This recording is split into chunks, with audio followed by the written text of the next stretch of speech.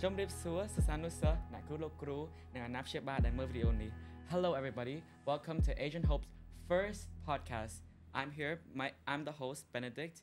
I'm with Rebecca and Hi, Lilith. And today we're gonna interview Cambodia's first championship, Asian Hope's first championship from CamDebate, Pagnaliza. Thank you. It's nice to have you here. So It's nice to be here. yeah, so we're just gonna ask you like your experiences and your experiences in the debate. So our first question is, what initially inspired you to participate in the high school public speaking competition in the CamDebate this year? How did you prepare yourself for the challenges? Yeah, so I came across CamDebate, the competition, I think in mid-February. And when I applied, I didn't have like an expectation for it or anything. Like I didn't have an expectation to win. I just went into it to really challenge myself and step out of my comfort zone a bit. I've never been to a competition like this or any competition. And I found out that people that also applied, they had a lot of experience. And it was a little intimidating, but I really, really wanted to challenge myself. So that was my inspiration for it. Yeah. Yeah, let me just say that you did a really good job. Oh, thank you so much. You were up against ICT, you were up against, I think, RUPP as well. Yeah. And you were just, you were like the only Asian Hope person, and then you won the contest.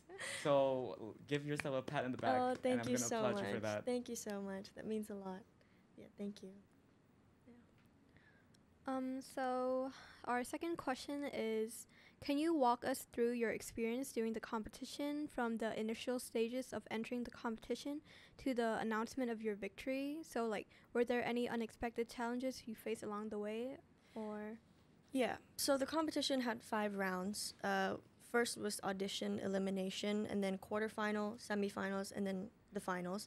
For the audition round and the elimination round, like the earlier stages, they narrowed down from like 1,000 contestants down to like 200-ish. So it wasn't as competitive. Actually, funnily enough, the day before my audition, I was actually on a plane coming back, and I did not prepare at all. I think that was a mistake, but it was great luck that I got through that round. And then it really taught me to like really, really prepare for the next upcoming stages.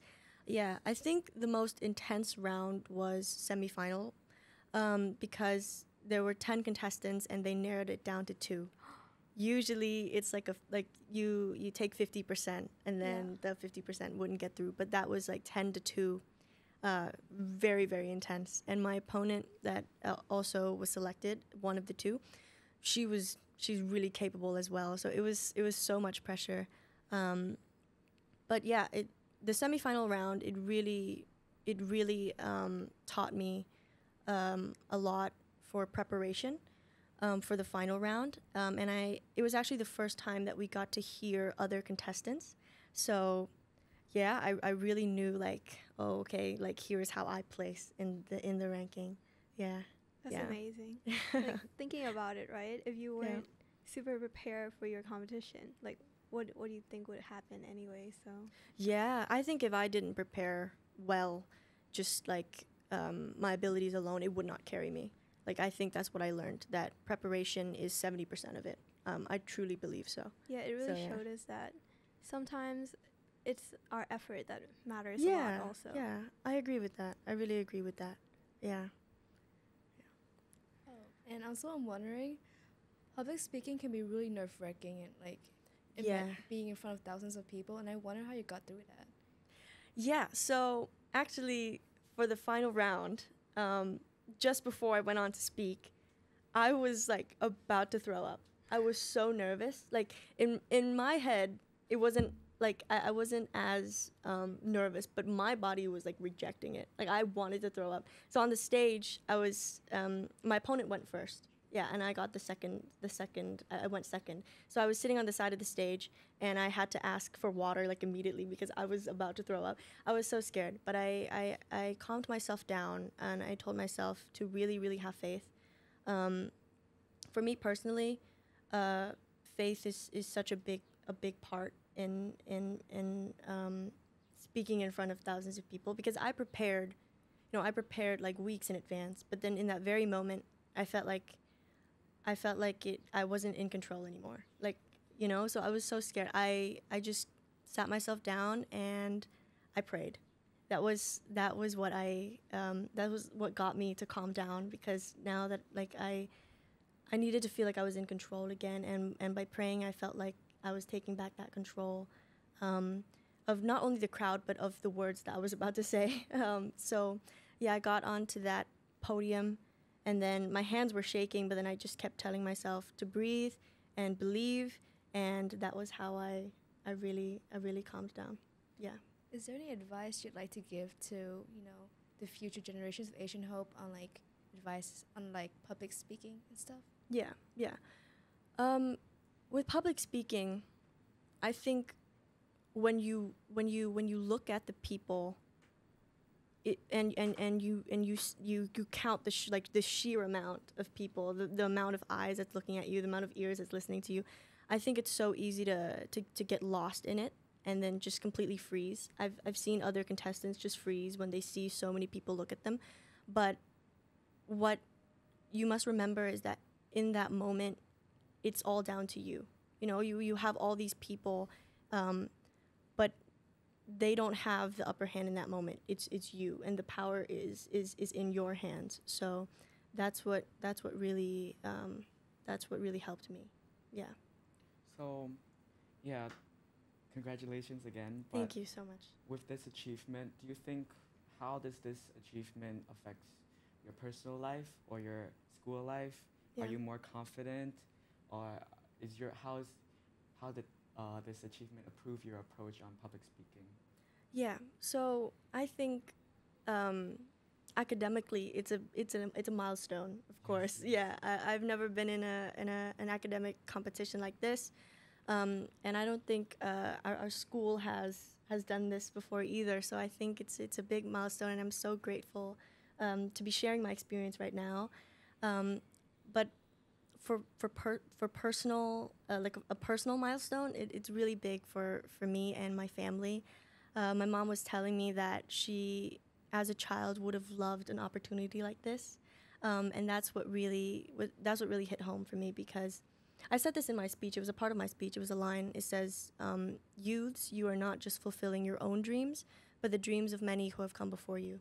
And that's what I felt. I felt like I didn't just fulfill my own dreams, but my mother's as well. And I really, really hope that it will inspire my sisters, my young sisters, to also dream just as big, and really, really set the path for them.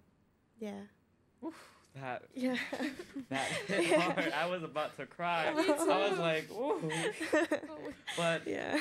I think it will also inspire us as well to pursue our academic, like not our academic, but our hobbies and what we like in Yeah. education. Yeah. So for me, I'm an art student. So just looking at you doing this CamDebate, I'm like, you know what? Might as well just go into. I should also do an art tournament, or I should also put my work out there Yeah. and yeah. represent me, but also represent like Asian Hope, Exactly. because yeah. a lot of Asian Hope students have talent.